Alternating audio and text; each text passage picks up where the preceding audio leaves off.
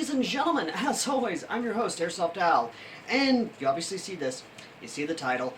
I'm be going over the rules and regulations of basically Atomic Cell being hosted by BushWookie Airsoft. Now, big disclaimer, they're not paying me to do this, I'm doing this out of my own free time and because I legitimately do believe in their event. So let's go ahead and get the obvious out of the way before we even get into anything. The uniform requirements. So, the uniform requirements are kind of, ironically enough, I think they're based off of me. Because I've only met BushWookie Airsoft twice. Both times, I've worn a variation of this.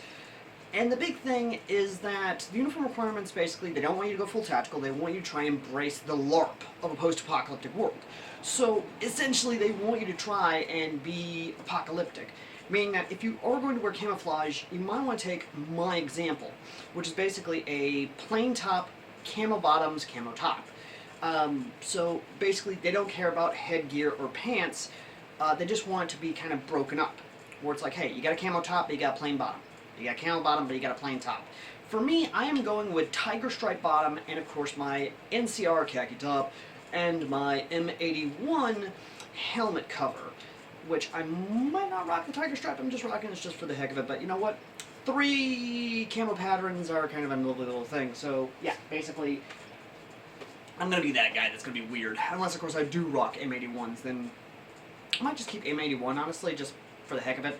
But, either way, though, this is what they basically mean. Now, they do recommend you do bring your standard wear, of course, because it's not going to be all the time, but again, this is a post-apocalyptic themed event, so you want to be able to have that post-apocalyptic themed. Now, the other thing is that this is a gas blowback only event, so as much as I would love to be rocking, of course, my custom Armalite rifle, which sadly is need a new spring for the charging handle because the charging handle kinda, yeah, it's gonna go flying, which I might just go ahead and remove, honestly, because I've got this dialed in the way I like, so once I dial it in again, yeah, but you can bring your standard rifle to the event. And the reason I say that is because they are going to hold 2 regular rec games on the first day, or at least Friday. The main event will not start until Saturday. So, yeah, do bring your regular gun for the 2 rec games that's going to be happening Friday, September 19th. Now, let's go ahead and get into the more nitty-gritty of it, because this one I can actually talk about. When it comes to sidearms, you can have 6 magazines with it, which is why I'll be rocking, of course, a 1911 with the obvious pistol pouches I have on this kit. The regular AR mag pouches that you see on me will be, of course, swapped out for something in the future. I'm not going to spoil much until I do a full kit breakdown at the field itself, or at least, you know, a live video type deal. I haven't decided yet, but here we go. This is going to be the full breakdown of the weapons rule set, because you want to know that before you know anything else, because I know you well enough. Sidearm restrictions are as follows. 6 magazines total. Obviously, if you are using a magazine adapter, monk adapter, tap, primary arms, etc., then you are only allowed 2 mid-cap magazines. If you're using a drum mag of any kind, then you're only allowed 1 to use as 1 magazine. If players choose to use a revolver as a sidearm, they are allowed up to 12 disc/speed reloads, or if you're using a single shot shells, then you are allowed up to 100 shells. Everyone got that? Good. Primary weapon restrictions are as follows. Primary weapons must be gas blowback/non-blowback operated systems or a bolt-action rifle. Gas, spring, HPA. No AEGs. 6 magazines in total. If you're using a magazine adapter, again, like we've already stated before, then you're allowed 2 mid-cap magazines. If you're using a drum magazine of any kind, then you're only allowed to have 1 magazine. If using gas-operated shotgun replicas, then use shells. Then players are authorized up to 20 shells. May only have 2 attachments on the replica. This includes scopes, red dots, lasers, flashlights, forward grips, suppressors, etc. This does not include iron sight, rail covers, or tactical sporks. If I see anyone running around with a tactical spork duct taped to the front of their gun, I am going to laugh. And then take a picture with you. Because, I've never really seen anyone use a tactical spork as a bayonet. I legitimately want to see you guys out there try that. I will take a picture with you. Dead serious. Handguards, front end of replicas, must have 2-inch red tape. Stocks must have 2-inch red tape. If it is a stockless gun, handguard, front end must have an additional 2-inch red tape in different spots. Now this comes into the looting system. Essentially that red tape tells them you cannot loot this. You try to loot this, we're going to have problems. So yeah, if a gun you spawn on the field does not have red tape, that means that's the in-game gun that essentially is lootable. So yeah, make sure your primary, your personal gun, has that 2-inch red tape. Now, coming to, of course, the dead rags, essentially it's the same thing. So obviously, I can't wear my red beret out on the field, which I really don't want to, because I'd rather save this for when I'm out and about mingling with you guys. Now, the dead rag system is the same as always. There is no medic system from what I've seen, so, you know, one of those things. But essentially, just have a red rag to put over your face, or however you want to put it, to basically indicate that, hey, I'm dead, you can come loot me. And yes, they can loot you. It is one of those things of, essentially it's like every other Fallout game, or every other Bethesda game, or every other RPG we've ever played. You kill someone, you loot their shit, and then you get the fuck on. In the business, we call this foreshadowing.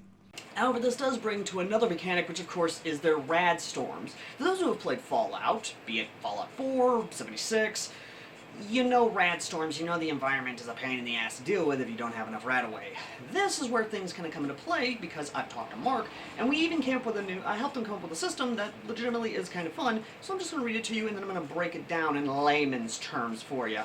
Throughout the event, there will be simulated radiation spikes. These spikes will be marked with green smoke. Any player caught within the smoke will be cleared immediately, and will have to return to respawn point. The only way to survive radiation spikes is to don a respirator mask. Players wearing an improved airsoft-rated gas mask will be immune to the radiation spikes. Now, I know what you're thinking. You're thinking, okay, what exactly is an airsoft-approved gas mask or respirator? Well, I'm just going to go through 2 examples that I think you guys will understand perfectly well. This is not an approved airsoft gas mask. Cool, yes, but not airsoft rated, because even though I do have the lens outserts, these are not ballistically rated.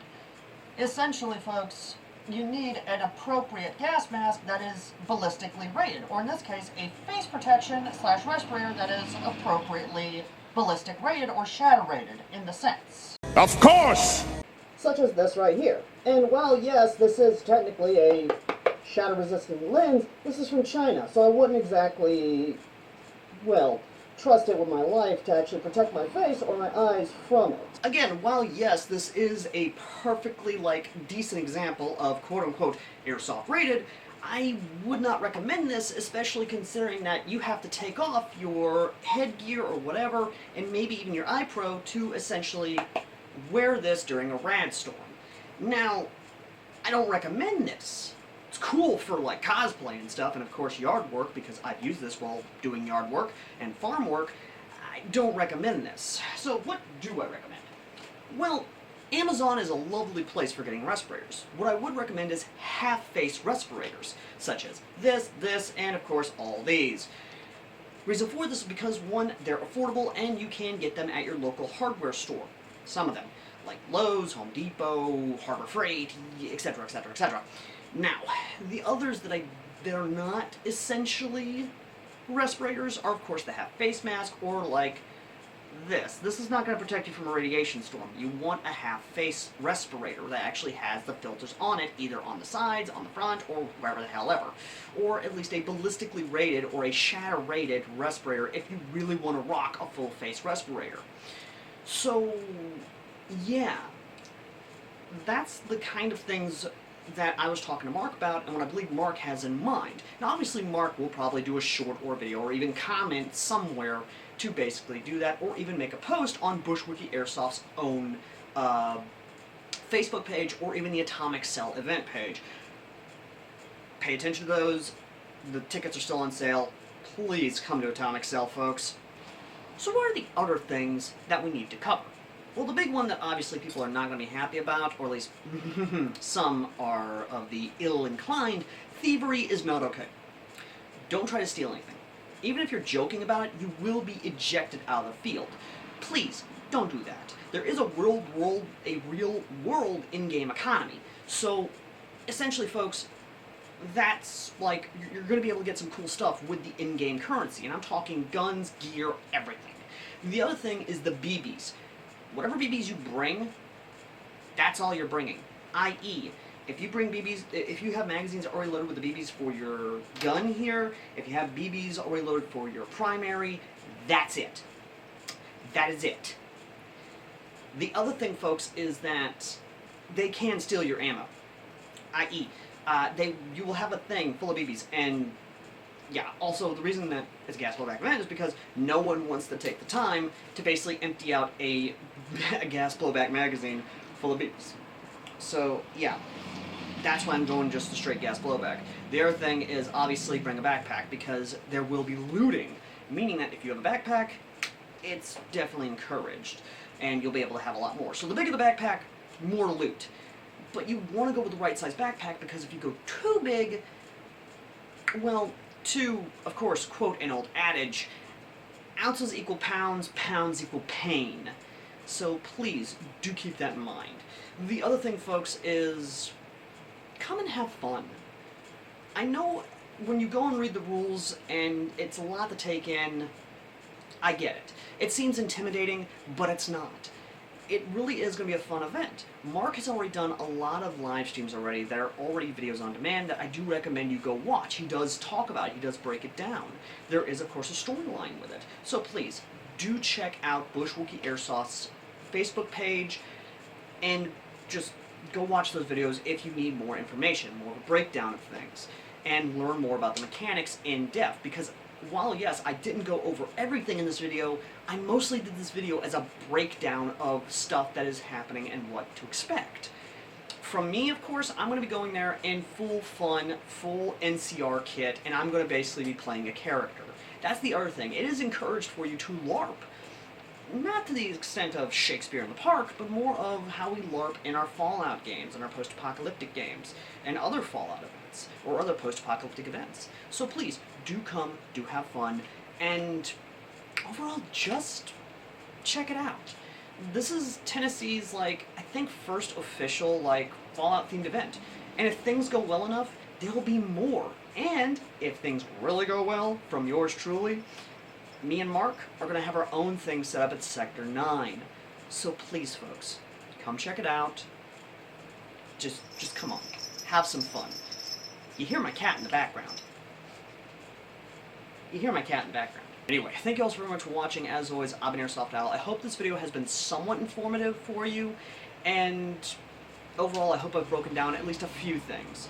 Do know I'll be coming there as not just myself, but, well, my NCR character, but also as a vendor, as I'll have some pretty cool things for you guys to check out. And I don't mean the simple, oh, he has guns and gears. I mean the kind you drink.